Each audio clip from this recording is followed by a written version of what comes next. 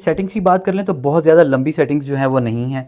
Simple आपने menu का button दबाना है, P1 ये है आपका पावर ऑन डिले टाइम के, जब भी बिजली आए कितनी देर के बाद ये आपको सप्लाई देना शुरू करे। 5 सेकंड है, इसको आप कम ज़्यादा करना चाहें कर सकते हैं। फिर से मेन्यू का बटन दबाएं, यहाँ पर है ये रिकवरी टाइम, अगर इशू आ जाए तो उसकी कितनी देर के बाद रिकवरी हो, 30 सेकंड का यहाँ पर टाइम है। उसके बाद यहाँ पर है ओवर वोल्टेजेस, 270 वोल्टेजेस हैं, इसको आप कम ज़्यादा करना चाहें अपनी मर्जी से जो है वो सिलेक्ट कर सकते हैं। इसके अलावा फिर से मेन्यू का बटन दबाएंगे P4, यहाँ पर आपको लोअर वोल्टेजेस की सेटिंग मिल जाती है कि इतने वोल्टेजेस से ज़्यादा अगर आपके बिजली कम हो तो ये अपना फेज जो है वो चेंज कर देंगे, दूसरे फेज के ऊपर सेलेक्ट हो जाए। इसके बाद P5 ये है ऑटो के ऊपर, इस टाइम ये आप अपनी मर्जी से सेट कर सकते हैं। इसके अंदर ये प्रायोरिटी मोड है कि भाई हमेशा वो पहले फेज के ऊपर रहे, पहला खराब हो तो दूसरे पे शिफ्ट हो जाए, दूसरा खराब हो तो तीसरे के ऊपर शिफ्ट हो जाए, इस तरीके के साथ होगा। लेकिन इसका जो मजेदारी की चीज़ है वो ऑटो वाली है, जो कि वीडियो में मैं अभी आगे आपको एक्सप्लेन कर दूंगा। उसके बाद फिर से आप यहाँ पर बटन दबाएंगे मेन्यू का, यहाँ पर ये एम्पेयर्स हैं कि 63 एम्पेयर का, इसके ऊपर आप लोड सेलेक्ट कर सकते हैं। ये 63 और 100 एम्पेयर दोनों वेरिएंट्स इसके आते हैं।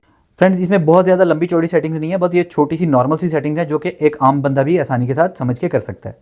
फ्रेंड्स यहाँ पर हम लोगों ने फेज सिलेक्शन मोड जो है वो L1 रखा हुआ है कि भाई हमेशा L1 पे हम लोगों को सप्लाई दे, और जब हमारा फेज़ 1 यानी कि चला जाए तो उस सूरत हाल में ये हमारा सेकंड फेज़ के ऊपर शिफ्ट हो जाए। तो हम यहाँ पर फेज़ 1 जो है इसको बंद कर देते हैं। अब 2 सेकंड का टाइम लेगा, 2 सेकंड के बाद ये हम लोगों का सेकंड फेज़ के ऊपर शिफ्ट हो चुका है। इसी तरह सेकंड फेज़ भी अगर हम लोगों का चला जाए तो इस तरह ये थर्ड फेज़ के ऊपर जो है वो शिफ्ट हो जाएगा और ऑटोमेटिकली सप्लाई देना स्टार्ट कर देगा। और अगर हमारा पहला फेज़ वापस आ जाएगा उस सूरत हाल में ये वापस पहले फेज़ के ऊपर सेलेक्ट होकर अपने आप ऑटोमेटिकली आ जाएगा। ये तो था फेज़ प्रायोरिटी मोड, अगर आपने L1, L2 या L3 इस तरह सेलेक्ट किया हुआ है। लेकिन जो इसके अंदर एक मेन खास बात है जो कि और किसी सिलेक्टर के अंदर नहीं है, वो मैं अभी आपको दिखाता हूँ। फ्रेंड्स P5 सेटिंग में जहाँ पर हम लोगों ने फेज़ 1 को प्रायोरिटी के ऊपर सेलेक्ट किया हुआ था, इसकी बजाय हम यहाँ पर इसको ऑटो सेलेक्ट कर देंगे। ऑटो सेलेक्ट करने का जो मेन खूबी जो मुझे लगती है वो मैं अभी आपको दिखा देता हूँ। यहाँ पर ये हम लोगों का सप्लाई इसने हम लोगों को फेज़ 1 के ऊपर दे दी, ठीक है।